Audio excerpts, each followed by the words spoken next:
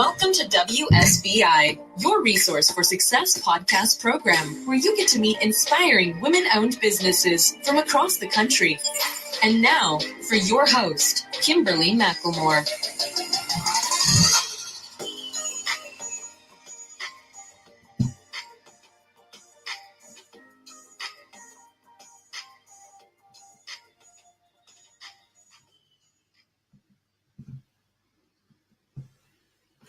All right. Hello, good evening, and welcome to WSBI, your Resource for Success podcast program, where you get to meet inspiring women-owned businesses from across the country. I am your host, Kimberly Macklemore.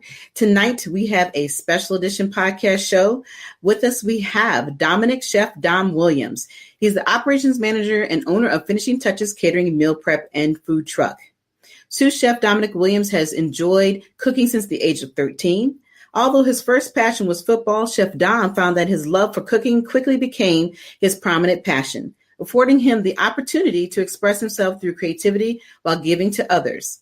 Chef Dom enjoys the business of food as well as sharing with his clients the benefits of freshly prepared dishes.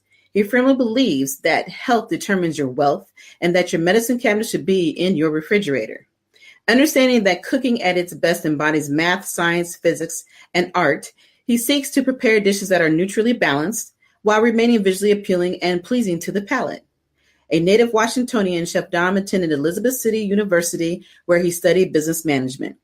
He is currently, like I said, the business and operations manager for Finishing Touches Culinary in Newington, Virginia. He serves a diverse client base, including MedStar, Export Fitness, 202 Strong Fitness, Kingdom Care Senior Village, Amazon Fresh, and Sibley Hospitals, to name a few. Chef Dom also believes in community. This belief leads him to support many charitable events and activities throughout the community. And as I said, let's all try to welcome and bring on my amazing special guest, Dominic Chef Dom Williams. Welcome, sir. How you doing tonight? I'm doing good. How are you? I'm great. Well, it is such a pleasure to have you on. It has been a while since the last time we've seen each other. It's been at least a year or even maybe longer, right? Mm-hmm. Mm-hmm. Yeah. So I'm really excited about you being on board. Why don't you just take a couple of minutes and tell the listeners a little bit more about yourself and what you've been up to lately? Okay. Well, again, my name is Dominic Williams. I'm sous chef and operations manager of Finishing Touches Culinary. We're a local-based business. We do a lot of meal prep, catering, weddings. We're in the process of securing a food truck. We do, soul food, but we're really into the healthy stuff. The kale, the string beans, the asparagus. We use a lot of sea salt, heart healthy oils, things like that. We believe that health is wealth. In my community, I'm from Southeast Washington, D.C., and there's not a lot of healthy food options. Mm-hmm. So, I didn't really know how bad going to the carryout, and going to Popeyes, how bad that really was for us. But as I got older and I started to educate myself in food, I started to realize that what we're putting into our body determines what we get out of our body. And a lot of the ailments that we all face, as a culture, Mm-hmm. a lot of it is based on, what we eat, our sugar intake, our water intake, consuming too much high fructose corn syrup, just all these different things that we were never educated about, but Mm-hmm. they're determining, the longevity of our life. Absolutely. So you talk about the fact that you're a Washingtonian, but let's kind of backtrack just a little bit and let's talk about the fact that what really got you into it? What really inspired you to want to become a chef? Because when I, did your bio and in your bio, you talk about being in football. So how did you go from football into cooking? And especially at the age of 13, what really inspired you to do all of that? Just watching my grandmother. My family is from Mississippi. My grandmother is from, Mississippi. So she believed in having dinner ready at 5 o'clock. Mm-hmm. So when I'm coming home from school, she's already cooking dinner. And there were times, where I would help her. And even though she may not have some of the techniques that I picked up, she had a passion for food. And she showed me the importance of cooking with love. You can taste the love in her Right. food. Something that I apply, and that's a part of the reason why I thrive, in the cooking field. Number one is because of how I treat people, and how I maintain relationships, but also just I try to make sure that you can taste the love in every bite of my food.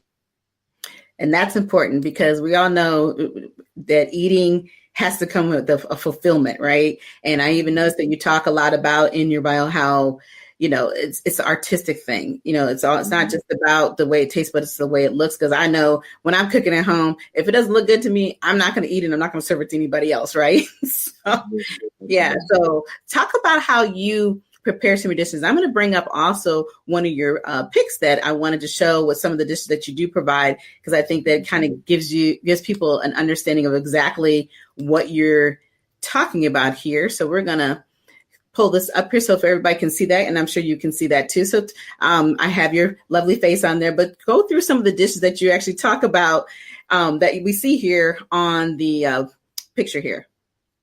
Okay, so I think bottom right, we're looking at a steak. I can't see the whole picture, but I believe that's, potatoes. Like, I like to start off with the best ingredients. Something fresh. I try to never use anything frozen, anything out of a can. And I try not to use any prepackaged seasoning.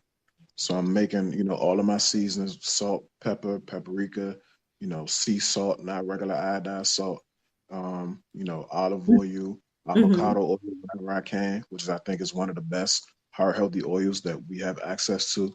In the middle, it's kind of your cheat day. Okay.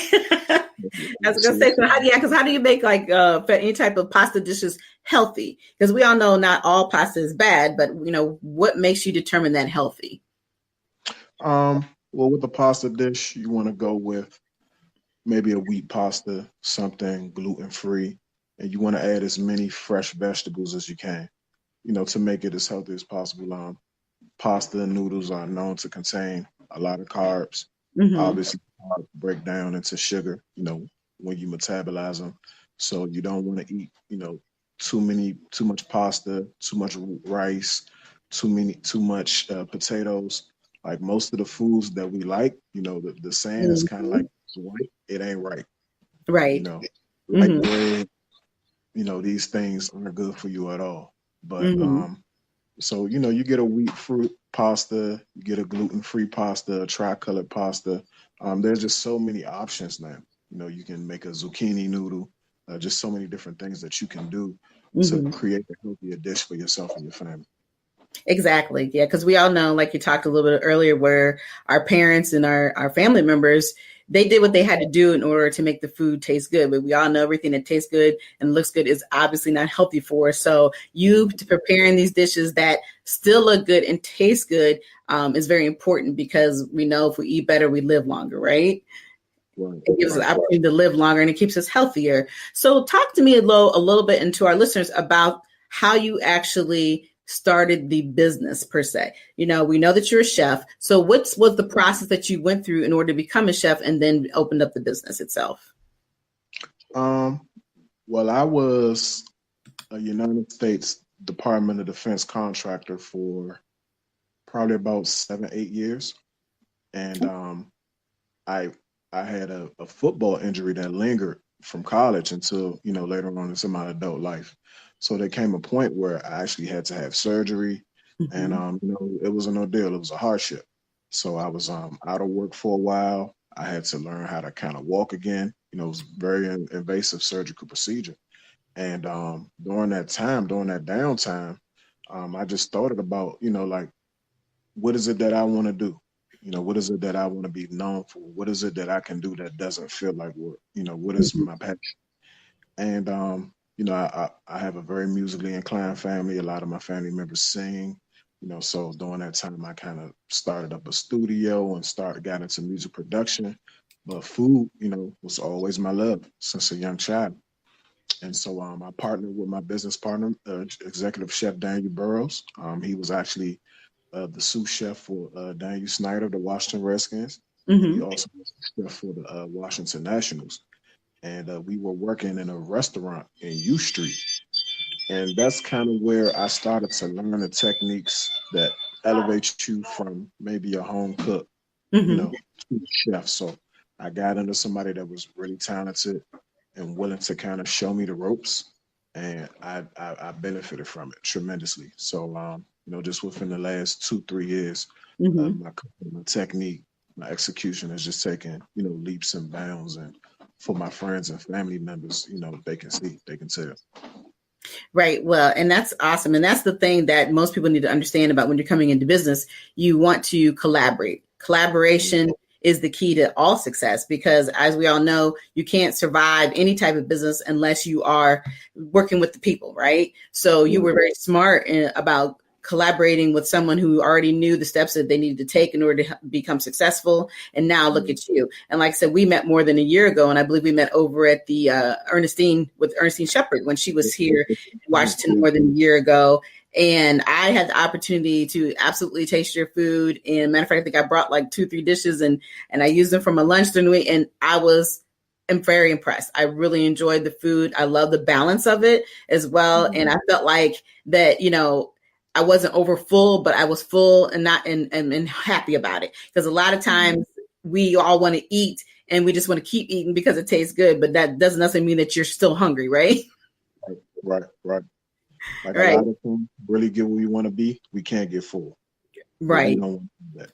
And just to kind of go back to what you were saying, the collaboration, was a big part of it. I'm a God-fearing man, so I definitely believe that God, intended for Daniel and I's paths to cross, at that juncture in my life. But I was willing to work for free. And that's something a lot of people don't want to, hear or want to accept. Mm-hmm. To really be, an entrepreneur, you're going to have to invest in yourself. And sometimes that investment is not only monetary, but what we consider sweat equity. So I had to put some sweat into it. And not be compensated. But during that time, that process, I was learning the ropes.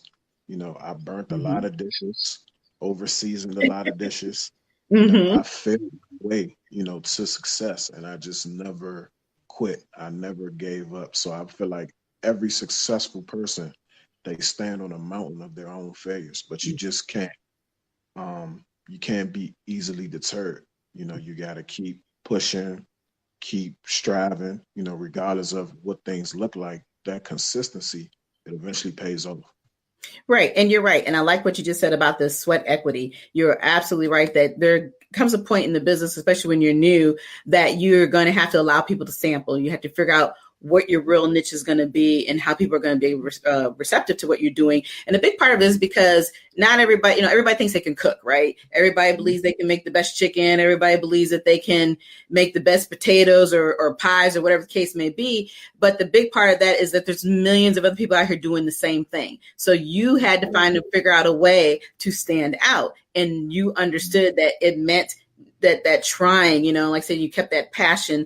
And that's what's important about understanding business. Now, obviously, nobody wants to constantly work for free forever. But because you believed in what you're doing, you have excelled in to look at where you're at now. So, you're operating your own business, you're preparing to get a food truck, you're partnering, you're doing all types of things in order to make your business continuous success. So with this being continuous success, though, talk about the challenges. Everybody goes through challenges in business. So point out some things that challenged you and how you've continued to survive beyond those challenges. I think one of the biggest challenges is finance. For any up and coming entrepreneur, just where does the money come from? And so you have to find a way to fund your dream. And you may have to work a 9-to-5, but you build your future on your 5-to-9. And that was something that I was definitely willing to do. Another challenge, especially if you're talented, people will come along and offer you obscene amounts of money that you may need, but it may turn into something that you really not expecting for it to be. And people have come to me and say, hey, I'll give you $40,000 for 50% of your business, but I want 50% of everything you do, moving forward. And even though the money was enticing, I never wanted to be in a situation where someone owned me, because if I wanted to be in that situation, then I would have just stayed in the workforce. I didn't become an entrepreneur to have a boss. I became an entrepreneur because I felt like I got to the point where nobody could supervise myself and my skill set better than I could for myself. Mm-hmm. And you're right. Mm-hmm. Is finding good people. You know, my mom always preached to me character over competence. Mm-hmm. So I will work with a person based on their character before I work with somebody based on what it is that they can do. Because I can teach you what I need to teach you, but I can't make you be who I need you to be. And as an entrepreneur, you know, your name, your reputation is everything. You know, I'm a brand. I hate to say it like that. It might sound, you know, a little arrogant or a little cocky, but you know, I'm a brand within myself. And most brands are people. McDonald's is someone's last name. You know, these are last names. And so you're thinking that you're buying into a brand, but you're really buying into a family name.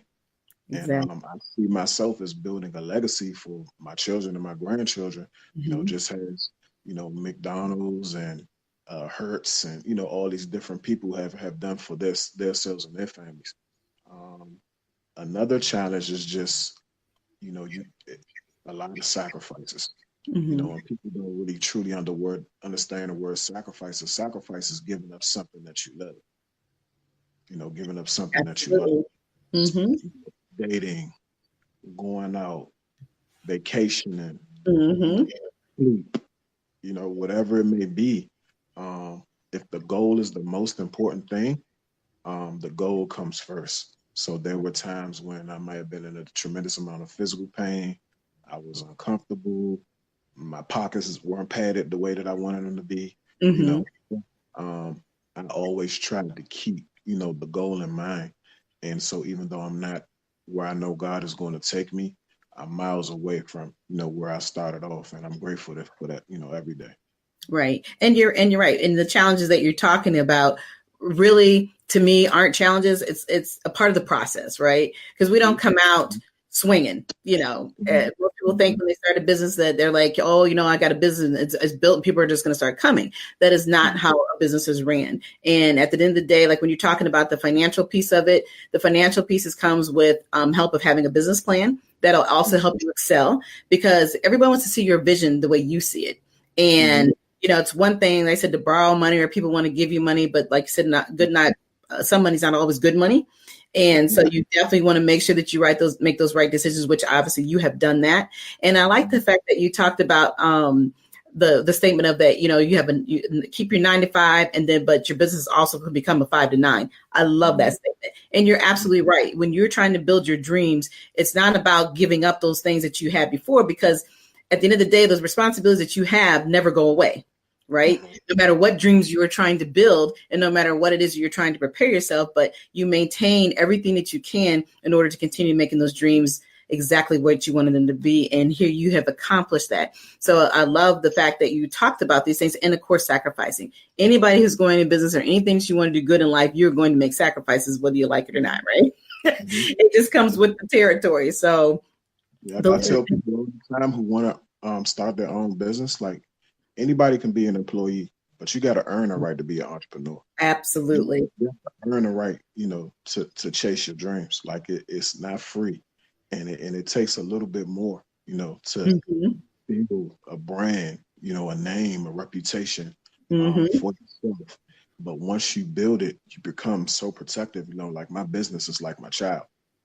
So I don't just let anybody watch it. I don't just let anybody near it or around it, because anybody that I bring into it is a representation of me.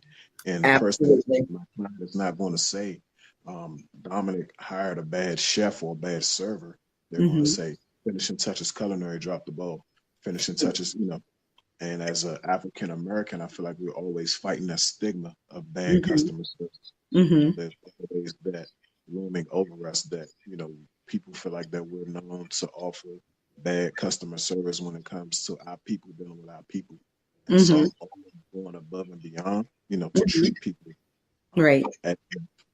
I'm happy that they chose me, because there's so many other chefs and people that can cook that they could have chose, you know, so I make sure that they know that I appreciate them choosing me. If I just make one meal for them or if I'm catering their wedding, you know, I try to show everybody that same appreciation. Right. And you're absolutely right. The big thing that you touched on, and it's a big pet peeve of mine, is customer service. Everywhere you go today, people act like customer service is something unique, and it should be just known, right? It should be something that you automatically do no matter what the services or product that you're providing. And I would love that you are taking that extra step to ensure that your customers are getting that touch, because it follows your name, like you said, your brand, finishing touches. Everything from the start to the middle to the end is what is your brand is based on. And so the name fits you perfectly. And I'm glad that you recognize how important the customer service is within your industry, or with any industry. Like I said, I think it's become something that is, people act like they're doing you a favor instead of realizing that good customer service is what brings people back consistently.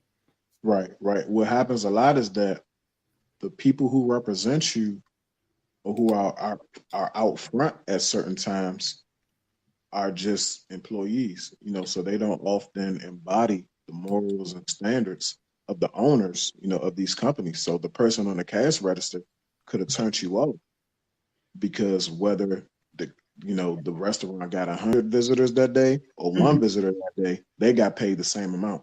So it's a different mentality that comes along with ownership. So you treat every client, as if they're a value asset, because they are. Absolutely. And it's important to let everybody who's attached to your business make sure that they understand that we're in a hospitality industry. Absolutely. And the first thing that any business person has to learn to sell is themselves. If you can't sell yourself, you can't sell anything else. So what is it that's going to differentiate you from the next vendor in any field that you're in? What is that's going to make people choose you? I mean, of course, we live in a social media age, so you can have 50,000 Instagram followers and you can get a celebrity endorsement, and that might give you a spike, but longevity comes from just the things that people expect, when they come through the door. When people go to Chick-fil-A, they're expecting to get great customer service. Absolutely. You can get a sandwich anywhere, but the customer service is what pushes the business over the edge and keeps the business thriving. Absolutely. You're absolutely right. And I just want to take a couple seconds here. I know we're running close to getting out of time, but you do have some individuals here that are reaching out to you. And Gwen wanted me to tell you that you are the best chef ever.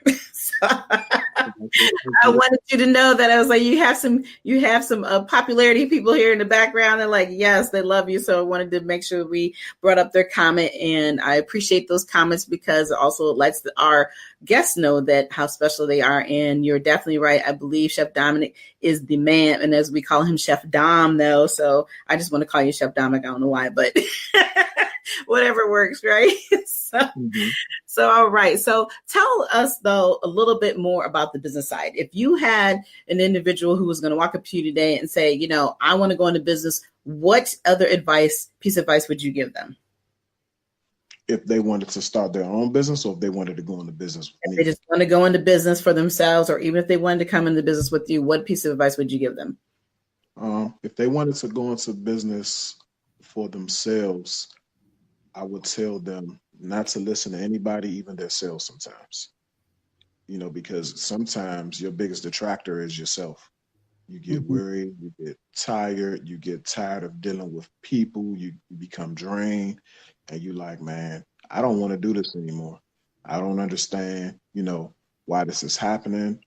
I read a book, I believe it was the 21 Irrefutable Laws of Leadership by John Maxwell, and it had a chapter in it called 2 Feet from Gold. And it talked about a man who bought a gold mine, the gold rush in San Francisco.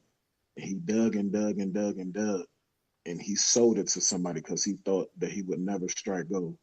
And the person that he sold it to dug 2 more feet and hit one of the biggest gold veins, that was ever discovered. And sometimes, right when we're ready to give up, is right at that point, when it's about to happen for you. So just keep pushing, regardless of what it looks like, regardless of what it feels like. Make sure that what you're doing is your passion, and it doesn't feel like work. People can inspire you, but motivation has to come from within. Absolutely. So you gotta love it to be motivated, to doing it every day. If someone wanted to come into business with me, You have to be good at something that I'm not good at. I don't like to work with people we have overlapping skill sets. Okay. We kind of have to fit each other's gaps, so to speak. So you have to be strong, in an area where I'm weak. And I feel like that a big part of success is being honest with yourself. You can't pretend like you're good at everything. You got to know your strong points and focus on those, and then surround yourself with people who are strong in areas where you're not so strong, so that as a team, you're complete. But as individuals, we all are flawed. And so I'm really big on team. I think that camaraderie, comes from me playing sports, football. My high school team, we were lucky enough to go to like 3 straight state championships. And it's because our team, was like a family, and we all covered each other. We had each other backs, and we all played our position, so somebody got to throw the ball, somebody got to catch the ball, and somebody got to run the ball. But if you're trying to throw the ball and catch the ball and run the ball, you're not going to get very far. So you got to make sure that you have people around you who you can trust to play their position, people that are accountable. You got to kind of put your feelings, and, for us males, we got to put that pride and that ego to the side. If I burnt something, I burnt it. If I overspent on something, I overspent on something. If I never can admit to myself that I did something wrong, then I'm never going to fix it. And there's no growth where there's no accountability. Oh, absolutely. Well, you ended that well, and you're absolutely right. I love that. The fact that you pointed out how important it is to know your weaknesses and realize that it's okay to have those weaknesses. And if you're going to have somebody on board with you, how important it is that they cover that piece and make sure that they're just as good, if not better, at what it is that you're doing, and so that you guys can continue to grow. I love that. So it has been a pleasure having you on the show this evening. Do you have any last words? I'm sorry, I couldn't hear you. I said it's a pleasure having you on the show this evening. Do you have any last words? Oh, for just any up and coming entrepreneurs, now is a great time. Now is a great time to jump into the workforce. Now is a great time to capitalize on the popularity of social media. It's the best free advertising, that you can get. Social media can't be your business. Right. It can just enhance your business. It enhances what you do good, but it cannot be, your business. You got to put some action and some sweat, behind it, and then promote, those things that you do. But purely promoting, isn't going to get it done for you. And if you work hard enough and you want it, it'll happen for you. All right. Well, again, thank you for sharing your story. But before you leave, please tell everyone how they can get a hold of you. Thank you, Kimberly. You're welcome. You want to tell everybody how they can get a hold of you? Oh, okay. Well, you can check me out on Instagram _chef_Dom. You can reach out to our website, www.finishingtouchesculinary.com. You can call me personally, 301-785-5209. I'm available any time of day. I don't turn my nose down at anything. So, feel free to reach out, give me a call. I do consultations. I do meal prep, catering. I'll come to your house and cook for you, personal chef services. If you have a wedding, if your mom is turning 50, any of these types of momentous occasions that you may need a chef or a caterer, feel free to reach out to me. All right. Again, thank you for coming on the show tonight. You have a wonderful evening, and we hope to talk to you soon. Okay, thank you. Good night. Thank you. Good night. Good night. All right, everyone. As I just said, we just had our chef Dom on with us this evening. I love the big part of the statement that he shared, and what I actually read is that understanding that your health determines your wealth, and your medicine cabinet should be in your refrigerator. So his healthy cooking provides that. So if you are, again, in need of wanting to learn more about Chef Don, please reach out to him through www.finishingtouchesculinary.com. And so it was a pleasure having him on the show. But before I end the show this evening with myself, I wanted to just touch bases on a couple of things I have going on throughout the community myself that I wanted to share with you. First of all, if you would like to be a guest on the show, all you need to do is to provide me a short bio, a pic, and a business logo. And you want to send that to Kimberly at WSBILLC.com. Again, please send that information to Kimberly at WSBILLC.com if you would like to be a guest in 2019. Also, I wanted to share with you briefly is the fact that I have a couple of things, like I said, going on in the community. Right now, I have a huge campaign going on that I wanted to share about my new book, because I am, for those who don't know who I am, I'm also author Kimberly McLemore. So I have a few books out there that I have written for the last few years, but my big new book has been released through Kindle. And so I would like for you all to go on to Kindle and get my book, Are You Living or Are You Existing? And the Pros and Cons of Balancing Life. And you can get that book currently right now for $3.99. And hey, help me reach my goal. My goal is to become bestseller with this book. So I hope that you all will take the opportunity to realize that life is what you make of it. And that's what this book is about. So I'm going to teach you some steps and make you understand if you're not reaching those goals that you need to reach in order to live your best life, then this is the book for you. And then, of course, I also want to just quickly talk a little bit about the other new workshop that I have coming up in August. I'm going to be going back to Eastern Pennsylvania and hanging out with some of the most wonderful people in Eastern Pennsylvania with Christy and Miss Wander, and we got Michelle Dolfinger. We are all going to be putting on a phenomenal self-publishing workshop. I will be facilitating and a networking brunch, and entrepreneurs networking brunch, of course. And we're going to be talking about a lot of things from marketing and everything else you could possibly think of. So we're really excited about this. This is going to be on August the 17th. All of the tickets are actually up for sale right now, and you can purchase them. You can go right through my Facebook page, and you can find it through author Kimberly and McLemore. You can get that information. Actually, you can get them on any of my social media platforms, which I am on Instagram, I'm on LinkedIn, I am on YouTube, you name it, we're there.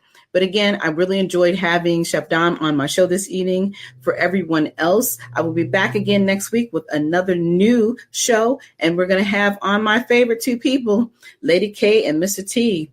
So they're going to be having this show called Moments with Lady K and Mr. T. So chime in back with us next Thursday evening, same time, same place. Have a good evening and good night.